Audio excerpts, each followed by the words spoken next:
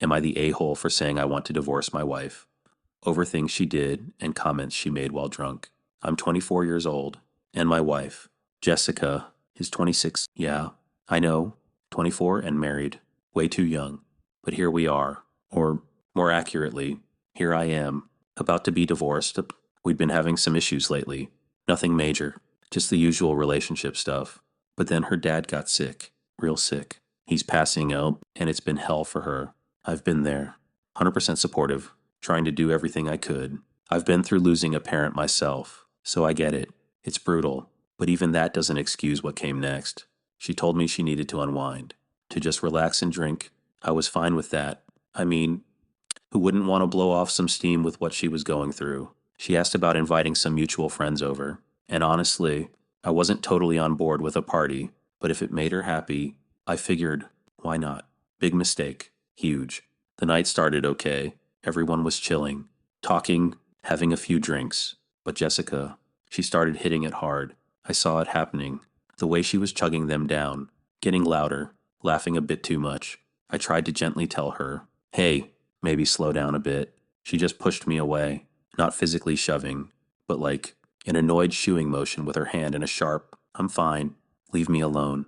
So I backed off, figured I'd let her vent, let her get it out of her system. What else could I do? I figured she just needed to let loose. I should have pressed harder.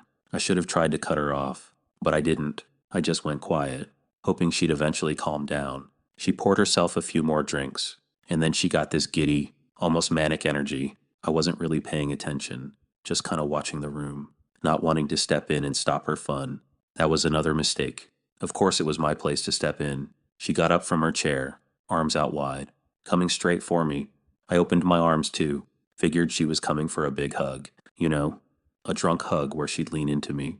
But she walked straight past me, didn't even glance my way, just kept going until she got to the sofa right behind me, where our friend, Chad, was sitting. She sat herself down on his lap, not like a friendly sidle, but suggestively, like she was trying to get comfortable. And then she started, oh, woe is me, she slurred, her voice thick with alcohol and self-pity. My dad is dying, and I'm just so sad. And I want my husband to do well in bed to make up for the sadness. But he can't. I froze, completely stunned. My arms were still half raised from expecting a hug. I literally could not believe what I was hearing.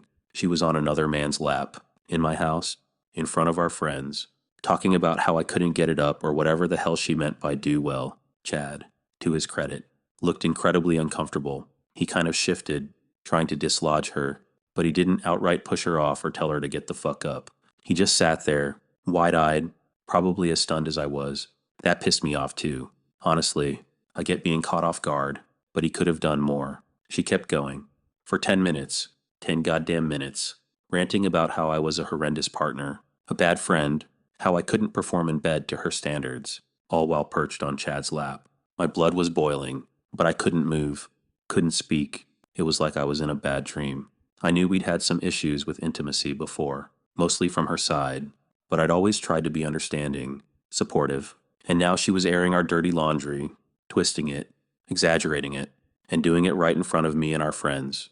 I wanted to just walk out, but a part of me was still clinging to the idea that she was just drunk, that she didn't mean it, that it was the alcohol talking, not her. Then came the real gut punch, as if the last 10 minutes weren't enough. She leaned closer to Chad, her voice a little louder, a little clearer, even through the slurring. To be honest, she said, looking right at me, a nasty smirk on her face, I'm thinking my dying dad would give me a better time than him. That was it. That was the line. There was no coming back from that. I slowly got up from my chair. My legs felt like lead. I walked out of the living room, past everyone, and just kept going. I didn't say a word. I just left. As soon as I was in the car, I broke down, just sobbed. It was the worst feeling I've ever had. This woman, my wife, the one I loved, the one I was supporting through hell, had just publicly humiliated me, shredded my manhood, and implied her dying father would be better in bed than me. It felt like a punch to the gut and a knife to the heart all at once. I drove straight to my brother's house, crashed on his couch for the night, didn't want to talk to anyone, just wanted to disappear. The next morning, I woke up to a barrage of notifications on my phone, 10 missed calls, almost 100 messages. I knew exactly what they would be, how they would sound. I had a feeling, And I was right. When I opened my phone, the first few messages were apologies. I'm so sorry, babe. I was so drunk. I didn't mean any of it. Please come home. I love you. All the usual stuff. But then, about halfway through, the tone shifted. When I wasn't answering, when she realized I wasn't falling for the immediate remorse, the claws came out. She started berating me, calling me a villain for leaving her when she was going through a hard time. How could you abandon me like this? I was just having a bad night. The alcohol got to me. She was trying to shift the blame, to make me feel guilty for her actions. It was a steaming pile of crap. The alcohol didn't get to her. The alcohol amplified what she already thought, what she already felt. It just took away her filter. I took a deep breath, trying to steady myself. I knew what I had to do. I drove back to our house, walked in, past her, straight to our bedroom. She was there, tear-streaked face, eyes red and puffy, looking like she hadn't slept. She started in immediately, begging me, crying, promising she'd be better, that she'd never betray my love like that again. All the while, I just kept packing my bags, grabbing the rest of my things. I want a divorce. I told her, my voice flat. No emotion, just the words. She absolutely lost it, started bawling her eyes out, screaming, asking how I could do this, how I could throw away our marriage over one mistake. She said she loved me, that she couldn't live without me, but her words from the night before stung too badly. They echoed in my head. My dying dad would give me a better time than him. That wasn't a mistake. That was pure, unadulterated disrespect, publicly delivered, aimed straight at my core. And it wasn't just that. It was the sitting on Chad's lap, the 10 minutes of tearing me down, the whole damn performance. I kept packing. I couldn't look at her, couldn't listen to her pleas. It wasn't just about what she said, it was how she said it, where she said it, and who she said it in front of. She chose to humiliate me, to degrade me, to basically tell the world how little she thought of me. And then she tried to blame it on the booze, on her grief. No, that wasn't grief. That was malice, amplified by alcohol. I finished packing, grabbed my bags, walked past her, out the door, and got into my car. I didn't look back. And now I'm sitting here, at my brother's place again, with time to reflect. I keep wondering if I'm the asshole. Did I take it too far? Was I too harsh? No, I'm not the asshole. And I didn't take it too far. She did. Yeah. Her dad's dying. That's sad. Horrible. Even many people go through that. But most of them don't wallow in misery and alcohol and then publicly tear down the person who's been their rock. Most people don't disrespect their partner like that. She did. And the things she said about her dying dad, about my performance, insulting my manhood in front of our friends. There's no coming back from that. I'm 24. Yeah, too young to be married. Probably. But now, my life's just starting. My prime isn't even going to kick in until I'm 30. I haven't been married that long. I need to talk to a lawyer. Find out my options. I can't have that many assets with her at 24. Probably no alimony to worry about. I need to end this and move on. And don't get married again until I'm in my 30s. After I've really gotten to know someone. She's awful. And I won't let her guilt trip me. Or her friends try to make me feel like I'm the bad guy. I know they'll be calling, saying she's going through a hard time, that she loves me, that I should give her another chance. That's crap. That's just her trying to manipulate the situation, to keep her meal ticket, as some people would say.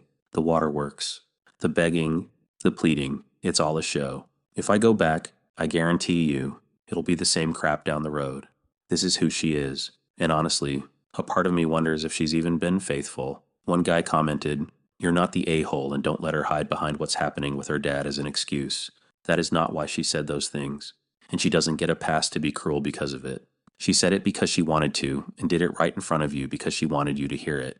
It doesn't matter if she's sorry now. Some things are unforgivable, and that is one of them. Besides, even if you want to forgive her, how can you, every time you want to be intimate with her, those words are going to go and haunt you. Divorcing her now would be less painful than putting yourself through that. He's right. This will happen again, even if she's on her best behavior for a while. This is her." Another comment. From a woman, not the a-hole. As a woman telling you this, do not go back. She meant everything she said while she was drunk. That's how she really feels.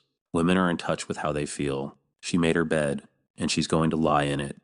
Go file for divorce. Don't let her and all her friends and family make you feel guilty. It's good to hear it from a woman, confirming what I already suspected. She knows how her kind operates. And a final one. Now is the time to go. If you go back, you look like a fool, that not being the main reason to get out now. But you go back, you look like the guy who won't stand up for himself. She'll play nice for a while, but it will happen again and again until she wears you down. You start treating her bad, and then she leaves and makes it look like it's your fault. There were enough people to see the truth and would support you right now. Now is the time. They're all right. My friends are probably going to give me a hard time. Her family will too. They'll try to guilt me, but I can't fall for it. She's a rotten person, and I can't feel bad about walking away. I deserve better. I refuse to be a fool. I refuse to look like the guy who won't stand up for himself. My priorities now are protecting my mental health, my reputation, and securing my future. This might be the hardest thing I've ever done, but it's the only way to get my life back on track.